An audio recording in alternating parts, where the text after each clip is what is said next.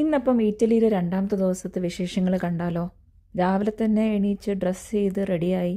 ഭയങ്കര ഹറിബറിയിലൊന്നും അല്ല, റിലാക്സ് ചെയ്താണ് കേട്ടോ നമ്മൾ പോകുന്നത്. അപ്പോൾ ആദ്യം തന്നെ പോകുന്നത് കൊളോസിയം കാണാനാണ്. അപ്പം അതിൻ്റെ ഒരു പൊടി എക്സൈറ്റ്മെൻറ്റിലാണ് ഞാൻ. കാരണം വേൾഡ് വണ്ടേഴ്സിൽ ഇപ്പോഴും കൊളോസിയത്തിൻ്റെ പേരുണ്ട്. അപ്പം കൊളോസിയത്തിൽ പോവുക, ചുറ്റുമുള്ള സ്ഥലങ്ങൾ കാണുക എന്നുള്ളതാണ് ഇന്നത്തെ മെയിൻ ആയിട്ടുള്ള ഒരു കണ്ടീഷൻ എന്ന് പറയുന്നത്. അപ്പം ആദ്യം തന്നെ കൊളോസിയം കാണാനാണ് നമ്മൾ പോയത്. ആൻഡ് നല്ല തിരക്കുണ്ടായിരുന്നു. അതൊരു മെയിൻ ടൂറിസ്റ്റ് സ്ഥലമായതുകൊണ്ടും കൂടെ ആയിരിക്കാം. ടിക്കറ്റ് വച്ച് അകത്ത് കയറാം, പക്ഷെ നമ്മൾ അകത്തേക്ക് കയറിയില്ല. കാരണം അകത്ത് പോയാൽ നമുക്ക് ഹാഫ് ഓഫ് ദ ഡേ മൊത്തം പോവും. കാരണം ഭയങ്കരമായ ക്യൂ ഉണ്ടായിരുന്നു. വിൻ്റർ സീസണും കൂടെ ആയതുകൊണ്ട് പറയണ്ടല്ലോ, ക്രിസ്മസ് ആകുമ്പം തിരക്ക് വളരെ കൂടുതലായിരിക്കും. അങ്ങനെ നമ്മൾ അകത്ത് കയറിയില്ല. കുറേ ടൂർ ഗൈഡ്സൊക്കെ നമ്മളെ വന്ന് വിളിക്കുന്നുണ്ടായിരുന്നു. നമ്മൾ നല്ല ബുദ്ധിപരമായി തൊട്ടടുത്ത് നിന്ന് ജെലാറ്റോ ഐസ്ക്രീമൊക്കെ മേടിച്ച് കഴിച്ച് റോമൻ ഫോറവും പാലറ്റൈൻ ഹില്ലും ഒക്കെ വ്യൂ കണ്ടുകൊണ്ടിരിക്കുമായിരുന്നു. പാലറ്റൈൻ ഹില്ലിൻ്റെ മേളിൽ പോയാൽ നല്ലൊരു വ്യൂ കിട്ടും. പക്ഷേ പടി കയറാൻ നമുക്ക് എല്ലാവർക്കും മടിയായിട്ട് ആക്ച്വലി ആ ഹില്ലിലേക്ക് നമ്മൾ പോയില്ല. ഈ ബിൽഡിങ്ങിൻ്റെ പേര് അൾത്താരെ ഡെല പെട്രിയ എന്നാണ്. ഇതെന്താണ് സംഭവം എന്ന് നമുക്ക് യാതൊരു ഐഡിയ ഇല്ലായിരുന്നു. പക്ഷേ ഇങ്ങനെ കുറേ ഫോട്ടോസും കാര്യങ്ങളൊക്കെ ആൾക്കാർ എടുക്കുന്നത് കണ്ടിട്ട് നമ്മളും കയറി ഫോട്ടോസും കാര്യങ്ങളൊക്കെ എടുത്തു. അവിടെ തൊട്ടടുത്തൊരു ചേർച്ച് ഉണ്ടായിരുന്നു, ദേ പടി കയറി പോകുന്നത്.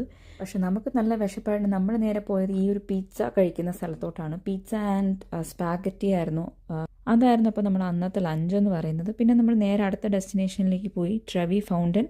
ഈ ട്രെവി ഫൗണ്ടൻ നടുക്ക് നിൽക്കുന്നത് നെപ്റ്റ്യൂൺ എന്ന് പറയുന്ന അവരുടെ ഇറ്റാലിയൻ ഗോഡ് ഓഫ് സീ ആണ്. ഇവിടുത്തെ വേറൊരു പ്രത്യേകത എന്ന് പറയുന്നത്, നമ്മൾ ലെഫ്റ്റ് ഷോൾഡറിൻ്റെ മേളിൽ കൂടെ റൈറ്റ് ഹാൻഡ് വെച്ച് ഷോൾഡർ തിരിഞ്ഞ് നിന്ന് എറിയുകയാണെങ്കിൽ നമ്മൾ വിചാരിച്ച വിഷ് നടക്കും എന്നാണ് പറയുന്നത് കേട്ടോ. അതെന്തായാലും നമ്മൾ ചെയ്തു. പിന്നെ നമ്മൾ ഈ സ്ട്രീറ്റിൽ കൂടെ ഇങ്ങനെ കുറച്ച് നടന്നു, സ്ട്രീറ്റൊക്കെ ഒന്ന് എക്സ്പ്ലോർ ചെയ്തു. എന്തായാലും ജർമ്മനിയും കാട്ടി ഇറ്റലിയിൽ ആവശ്യത്തിന് ചൂടുണ്ട് കേട്ടോ. അപ്പോൾ നമുക്ക് ഭയങ്കര സുഖമായിരുന്നു ഇറ്റലിയിൽ ഇങ്ങനെ നടക്കാൻ. ജാക്കറ്റൊക്കെ നമുക്കിങ്ങനെ കയ്യിലൊക്കെ പിടിച്ച് നടക്കായിരുന്നു. ആൻഡ് അത് കഴിഞ്ഞ് നമ്മൾ മുമ്പിലേക്ക് പോയപ്പോൾ കണ്ടത് ഈ ഒരു മാസ്കാണ് കേട്ടോ. മാസ്കിൻ്റെ ഈ ഒരു സ്റ്റാച്ചുവിൻ്റെ മുമ്പിൽ എല്ലാവരും ഫോട്ടോ എടുക്കുന്നുണ്ടായിരുന്നു. അപ്പോൾ നമ്മളും ഫോട്ടോ എടുത്തു. എനിക്ക് ആ മാസ്ക് കണ്ടപ്പോൾ ശരിക്കും പറഞ്ഞാൽ ഉയിരിന് ഉയിരെന്ന് പറഞ്ഞ പാട്ടാണ് ഓർമ്മ വന്നത്. പിന്നെ ഇവിടെ ഒരു വലിയൊരു സ്പാനിഷ് സ്റ്റെപ്സ് എന്ന് പറഞ്ഞിട്ട് വളരെ ഫേമസ് ആയിട്ടുള്ള ഒരു ഡെസ്റ്റിനേഷനാണ്. നമ്മൾ അവിടെയും കുറച്ച് നേരം ടൈമൊക്കെ സ്പെൻഡ് ചെയ്ത് ഫോട്ടോയൊക്കെ എടുത്തിട്ട് നേരെ നമ്മൾ മെട്രോ സ്റ്റേഷനിലേക്ക് വെച്ച് പിടിച്ചു. കാരണം എല്ലാവരും ടയേർഡായി. രാവിലെ തൊട്ടേ ഇറങ്ങി വൈകുന്നേരം ഏകദേശം ഒരു 6 o'clock ആയി.